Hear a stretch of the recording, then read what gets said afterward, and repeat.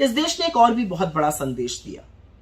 इस देश ने न सिर्फ बीजेपी को अयोध्या में शिकस्त दी, पर श्रावस्ती में भी, जहां पर नृपेंद्र मिश्रा जी के पुत्र लड़ रहे थे और घूम घूम कर कहते थे मेरे पिता ने मंदिर बनवाया, वहां पर भी भाजपा को हराया।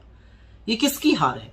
ये हार है उन लोगों की जिन्होंने प्रभु राम को एक छोटा सा बनाकर नरेंद्र मोदी को उनकी उंगली थाम दी, जिन लोगों ने गाने बनाए हम राम को लाए हैं। प्रभु राम जो देश ही के नहीं दुनिया के कड़-कड़ में बसते हैं, आस्था का प्रतीक है, मर्यादा का प्रतीक है, साहस का प्रतीक है, प्रेम का प्रतीक है, न्याय का प्रतीक है, उन्होंने विराट रूप धारण करके आपको हराया, क्योंकि आपको राम का पुजारी बनना चाहिए था, आप राम के व्यापारी बन गए। और कमाल की बात तो तब है कि जब हिंदू खुद अपने हक के लिए, अपने अधिकारों के लिए जागा, जब उसने महंगाई और बेरोजगारी के खिलाफ वोट डाला, तो बीजेपी की आईटी सेल वाले हिंदुओं को ही कोसने लगे।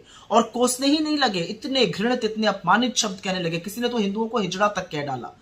हिंदू जाग चुका है, हिंदू समझ चुका है कि धर्म के स्वयंभू ठेकेदारों से ना ये धर्म चलेगा, ना उनके बच्चों का भविष्य चलेगा। हिंदू जान चुका है कि उनके आराध्य का व्यापार करके, भगवान राम का व्यापार करके धर्म के ठेकेदारों को सबक सिखाना पड़ेगा। और हिंदुओं ने एक स्वर में आपको यूपी में, आपको बिहार में, आपको राजस्थान में, आपको महाराष्ट्र में, आपको पश्चिम बंगाल में, आपको तमिलनाडु में रिजेक्ट किया है हिंदुओं ने।